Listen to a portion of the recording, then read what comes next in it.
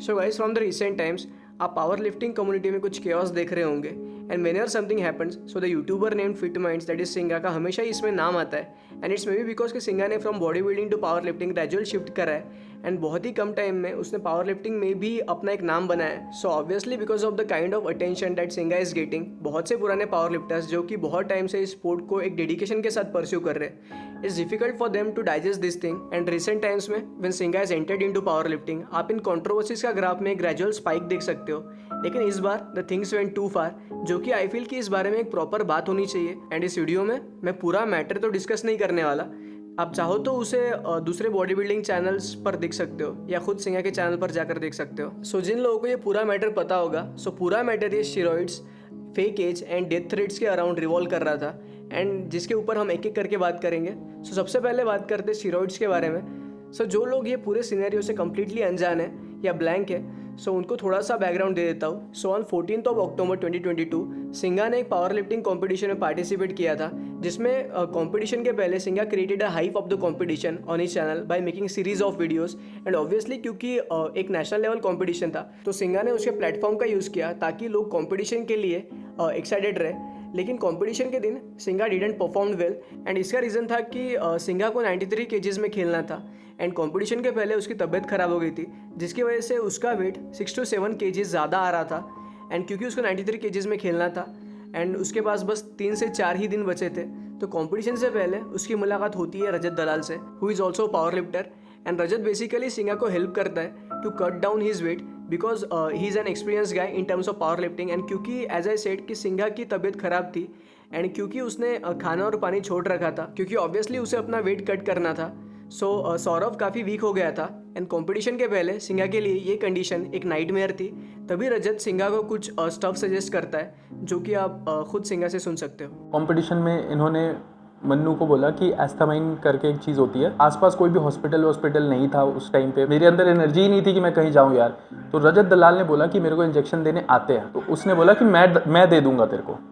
उसने खुद से अपने हाथों से इंजेक्शन लगाई है मेरे एस्थामाइन की। फिर उसने कहा कि एक इंसुलिन करके चीज़ होती है, इंसुलिन दे देते हैं। वज़न दे दिया मैंने, 93 के नीचे आ गया वज़न, बट मेरी बॉडी बहुत वीक हो गई थी। उसने बोला कि इंसुलिन दे देते हैं तो तू जो भी खाना खाएगा वो तेरे मसल्स में जल्दी ऑब्जॉर्ब हो जाएगा, ऐसा कुछ। सो गाइस यहाँ पर सिंगा ने पर्टिकुलरली एस्थामाइन एंड इंसुलिन का जिक्र किया है जो कि रजत ने इंट्रावेनसली सिंगा की बॉडी में इंजेक्ट किया था।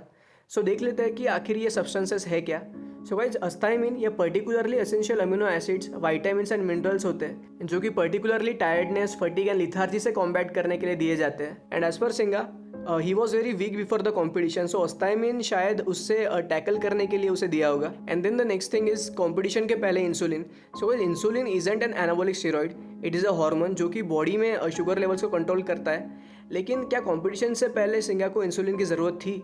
सो मैं बोलूँगा नहीं। ठीक है, इंसुलिन जो लोग आर्टिफिशियली लेते हैं इट्स अ डेंजरस थिंग क्योंकि ये ग्रेजुअली बॉडी शुगर लेवल्स को कम करता है जिससे एक इंसान कोलैप्स तक हो सकता है एंड पावर लिफ्टिंग मीट के जस्ट पहले इसे इंजेक्ट करना, यार आप ऑलरेडी इतना हेवी लिफ्ट करने जा रहे हो और इंसुलिन लेकर आप अपनी बॉडी के शुगर लेवल्स को कम कर रहे हो। सो अगर आपने उस हिसाब से कार्ब्स नहीं खाए होंगे या अगर कार्ब्स मैनिपुलेशन में थोड़ी भी गलती होती है तो वेट सीधा आपकी बॉडी पर गिर सकता है। सो गाइस ये थी वो दो चीज़ें जो कि सिंघा ने क्लेम करी है, जो कि उसने यूज़ करी है।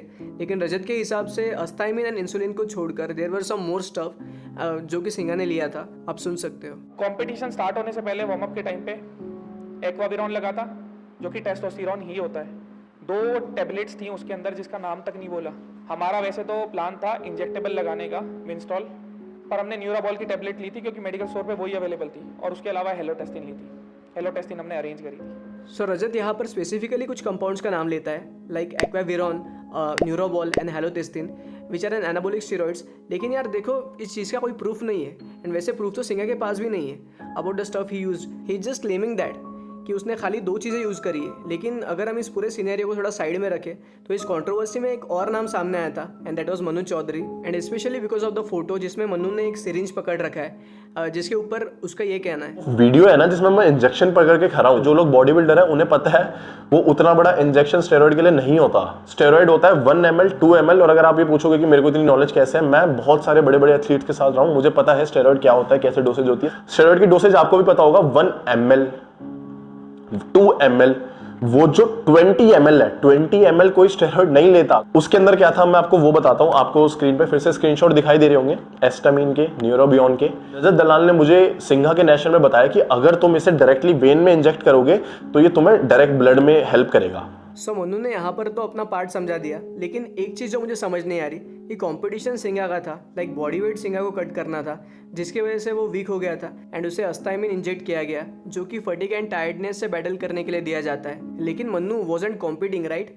तो न्यूरोबियन एंड अस्टामिन को इंट्रावेनसली इंजेक्ट करना for at least Mannu doesn't make any sense. And guys पता है कि इस पूरे सिनेरियो में क्या चीज़ गलत हुई है कि अपनी ऑडियंस के साथ ट्रांसपेरेंट नहीं रहना। अगर सिंघा उसी वक्त जिस वक्त वो ये चीज़ें ले रहा था, चलो उस वक्त तो वो उस हालत में नहीं था, लेकिन कंपटीशन के बाद अगर वो ऑडियंस से ये कह देता कि ऐसी मेरी हालत थी एंड इसलिए मुझे ये चीज़ें लेनी पड़ी, तो ऑडियंस के साथ एज एन इन्फ्लुएंसर एक ट्रांसपेरेंसी रहती और लोग शायद उस चीज़ को उसके ही अगेंस्ट आज इस्तेमाल नहीं करते। एंड इसी के साथ एक और चीज़ का बहुत जिक्र हुआ है एंड दैट वाज मन्नूज एज।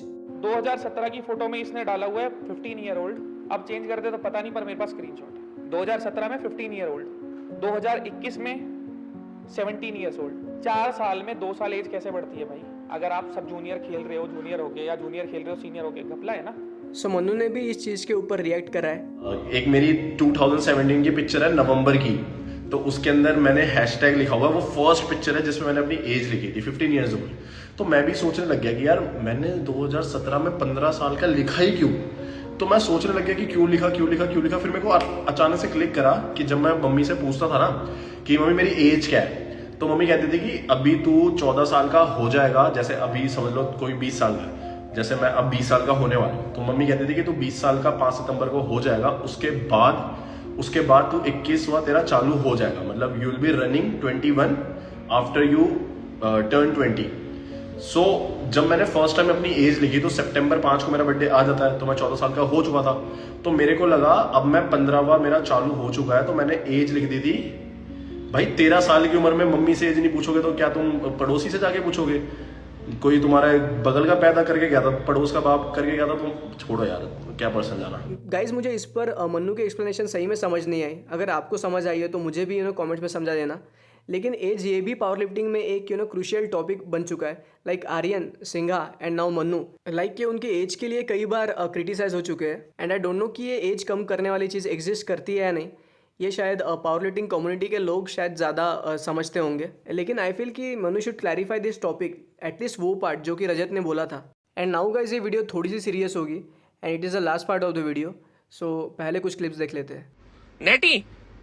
नेटी मैं ठोक के बोल रहा हूँ भाई, मैं खड़ा हूँ बेगमपुर में, आ जाओ जिसने आना है। अगर भसूड़ी मच गई ना तो किसी का जीवन चला जाएगा। मैं कोई आंडू मांडू गांड नहीं हूँ जिसको छेड़ के कोई भोसड़ी का साइड में हो जाएगा। गांड के हाथ में दे सकता हूँ, घर में घुस के पुलिस वालों के साइड में लगा के बोलूं?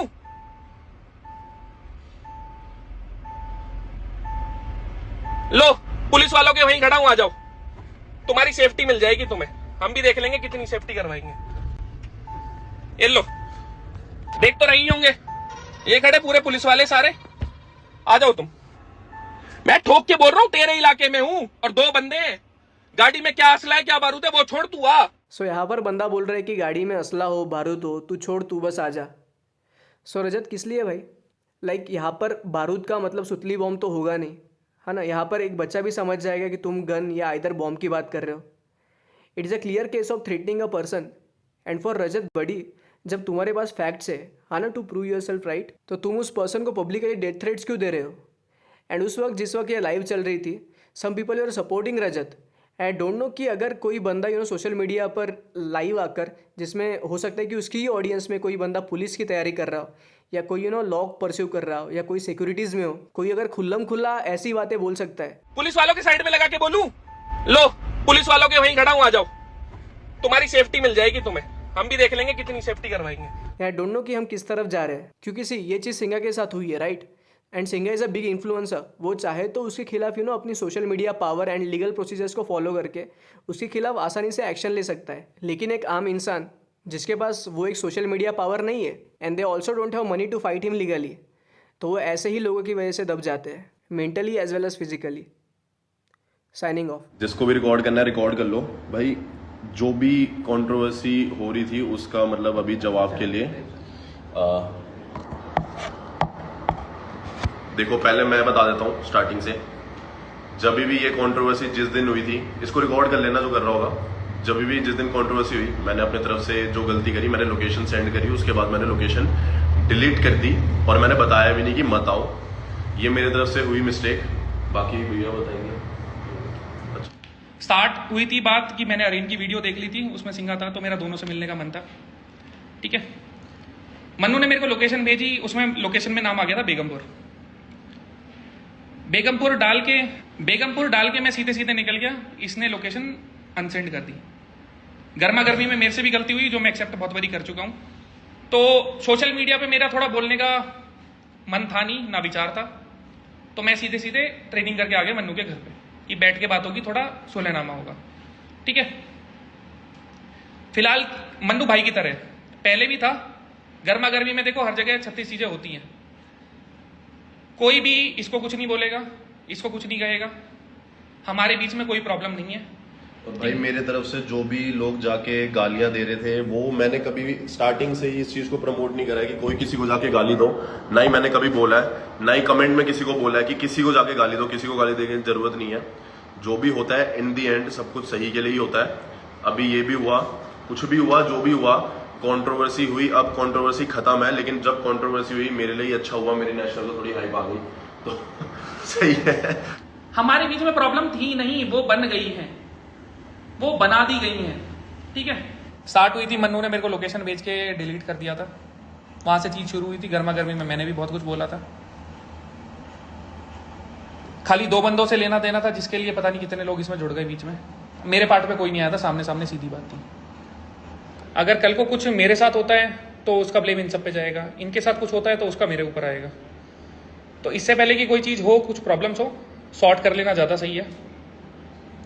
सोशल मीडिया पे तो देखो बोल बोल के सॉल्यूशन होते नहीं है। ट्रेनिंग करके मैं सीधे मन्नू के घर आ गया था, तो ये रहा मन्नू, अब भी है इधर। ये हमारे कुणाल भाई हैं, जो जिनका कहीं नाम नहीं था दूर दूर तक। वो कुणाल कुछ कहना है? भाई जो भी था अब कुछ नहीं है, और रजत भाई के साथ मेरा जो भी था, मतलब कोचिंग का था, कुछ भी था, वैसा ही सेम है, और कोई हेट नहीं किसी से। ठीक है, तो मेरे हिसाब से निपटारा हो गया है। अब एक हमारे शेर भाई साहब रहते हैं, कभी आएंगे तो उनसे भी प्यार से बात करके निपटारा कर लेंगे, क्योंकि गर्मा गर्मी में ना हमारा फायदा, ना उनका फायदा, ना कम्युनिटी का फायदा। बाकी उन्हें अगर मेरा कुछ तोड़ना ओड़ना हो तो वो बात का बाद में देखेंगे, पर फिलहाल इन दोनों भाइयों से मेरा कुछ नहीं है। इन दोनों के लिए ये चीज यहीं खत्म हो गई है मेरे पार्ट पे आज से। किसी और ने खत्म करनी होगी तो ठीक है, वरना दूसरे तरीके से। एक और चीज बोले। हाँ भाई मैं नेटी ही हूँ। No comments.